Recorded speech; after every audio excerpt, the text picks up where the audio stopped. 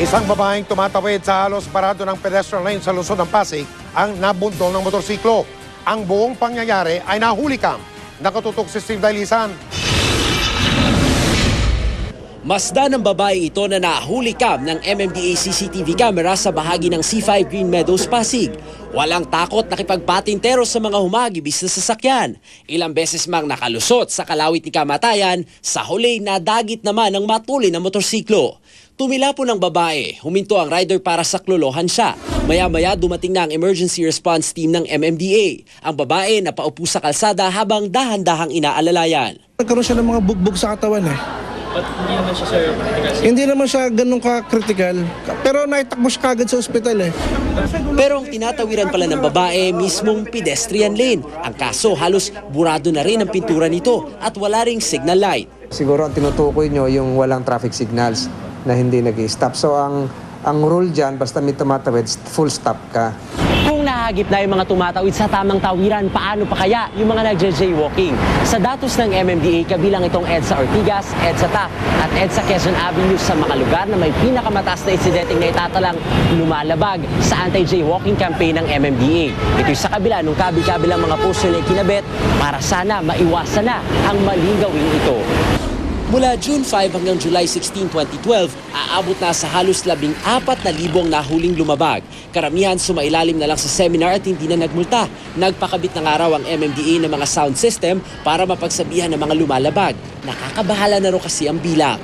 Ito ay nagpapatunay na talagang marami pa rin hindi nga sumusunod.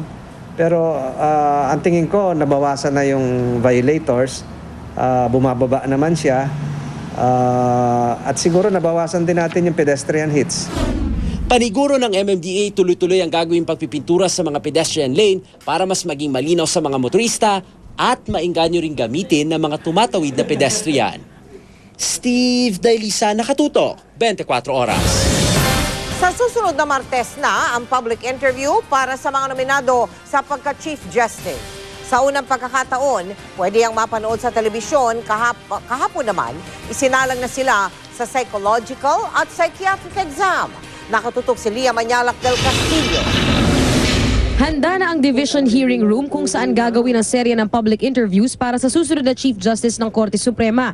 Inilabas na rin ang uupuan ng nominado. Gagawin ang public interviews simula Martes, July 24 hanggang Biyernes, July 27 mula alas 9 ng umaga hanggang alas 2 ng hapon. 6 ang unang sasalang. Sina Justice Secretary Laila De Lima, Solicitor General Francis Hardeleza, Attorney Soledad Cagampang de Castro, PCGG Chairman Andres Bautista, De La Salle University College of Law Dean Jose Manuel Diokno at Women Rights Lawyer Katrina Legarda. Para matiyak na maayos ang lahat, may dry run ng JBC kasama ang media ngayong Huwebes.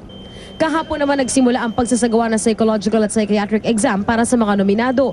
3 oras ang exam na binubuo ng 5 iba't ibang test. Titingnan lang, no, as long as there are no matters that would otherwise disqualify the individual from mental fitness. Ngayon din ang deadline ng mga nominado para isumite ang bank waiver na magbibigay kapangyarihan sa JBC na busisiin ang kanilang local at foreign bank deposits. Unang beses itong gagawin ng JBC. Matatanda ang isang rason kung bakit napatalsik sa pwesto si dati Supreme Court Chief Justice Renato Corona ay ang kanyang dollar deposits na hindi idineklara sa kanyang SALN. It is not a disqualification but it is a requirement that was imposed. This information will be treated as confidential and privileged on the part of the JBC. Kasabay nito, pumayag ang JBC na magtalaga ang Malacanang ng pansamantalang kinatawan sa JBC kapalit ni De Lima na isa sa mga nominado. The Secretary of Justice is the alter ego of the President. Hence, if we have Secretary Laila De Lima being a nominee, the voting by the executive branch through the Secretary of Justice will be left vacant. Samantala, pinagbotohan na ng mga mahistrado sa unbanked session kanina ang petisyon ni dating Solicitor General Frank Chavez na kumukwestiyon sa komposisyon ng JBC. Nauna na kasing iginiit ni Chavez na dapat isa lang ang kinatawan ng Kongreso sa JBC. Pero sa Huwebes pa raw ipopromulgate ang desisyon dahil pwede pang mabago ang boto ng mga mahistrado. Lia Manyalak del Castillo, nakatutok, 24 oras. Dalawang musmos na batang naglalaro lamang daw sa harapan ng isang gusali sa lungsod ng Caloocan ang ikinulong mano ng may-ari ng naturang gusali. Ang pinararatangan na isang dalagang Filipino-Chinese o kung tawagan ay Chinoy. Mari namang itinanggi ng babae ang bintang. Pero ang mga magulang ng mga bata ay naninindigan sa kanilang reklamo. Nakatutok si Emil Sumangil. Ito ang mga ebidensyang pinangahawakan ng mga magulang ng mga menor de edad na mga biktima. Mga larawang kuha ng cellphone camera kung saan makikita ang 5 taon at 2 taong gulang na mga batang babae habang nasa loob ng parisukat na steel structure kung saan umano sila ikinulong. Matatagpuan ang sinasabing pinagkulungan sa harapan ng isang hardware shop sa Dagat-Dagatan, Caloocan. Ang 25 anyos na Filipino-Chinese na dalagang may-ari ng establishmento ang itinuturong nagkulong daw sa mga biktima. Ikinulong daw ang mga bata matapos maingayan daw ang dalaga sa paglalaro ng mga biktima sa harapan ng kanilang gusali. Nakiusap ang inireklamo na huwag nang maipakita ang kanyang muka. Sa aming panayam, itinanggi nitong ikinulong niya ang mga bata. Sadyang napunta raw sa loob ang mga ito makaraang lumusot sa puwang ng mga reha sa gilid. Maba ako kasi bata papakawalan ko Lalabas, bubuksan ko siya. Paglabas ko, yung mga nanay dito nagagalit. Sabi, bakit mo nilagay dyan yung mga bata? Bakit mo nilock dyan? Opo. Tapos nung bubuksan ko po yung padlock, merong lalaki dito, hinawak-hawakan niya yung kamay ko. Sabi niya, wag mong buksan, pipicturan muna namin. Paglilinaw ng dalaga, hindi kulungan ng aso ang steel structure gaya ng una ng napabalita.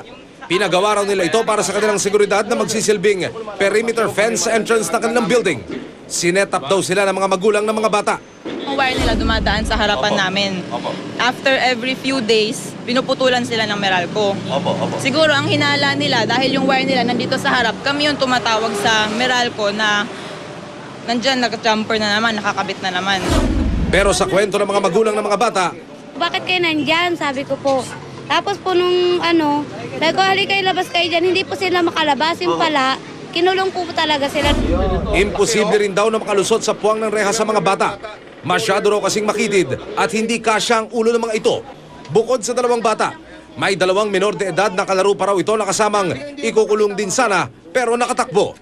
Sana po hindi po kami maagrabyado sa kaso na to kasi po mapera po sila Naisampa na sa piskalya ang kaso pero pinarelease ng prosecutor's office ang dalaga dahil sa kakulangan sa ebidensya.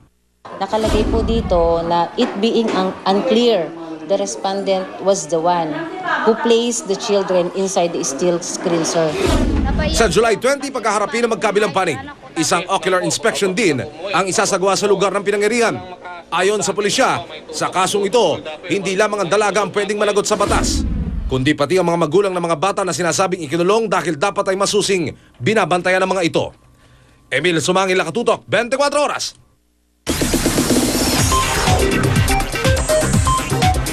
Chika Minute! Muling nagpasalamat ang partner ni Dolphy na si Jaja Padilla sa mga nakikidalamhati sa kanyang pagluluksa ngayon. Sa pamamagitan ng Twitter, nagpasalamat si Jaja sa mga natatanggap niyang mensahe. Nag-tweet din siya ng litrato ng nicho ni Dolphy at nag-retweet ng litrato ng anak nilang si Zia na tila tumitingin sa nicho. Sa mga gusto naman daw bisitahin ang libingan ni Dolphy, dapat daw ay tumawag sa Heritage Park para sa mga tamang oras ng pagbisita. Mamaya silipin na ang daring photos ni Juliana Palermo sa isang men's magazine. Tutukan yan. Susunod, exclusive. 2 menor de edad sa Pasig na huli cam na pinagnanakawan ng isang lasing na nakatulog sa kalsada. Ilang dating NBA stars tulad ni Scottie Pippen at Dennis Rodman makakalaro ng dating PBA stars.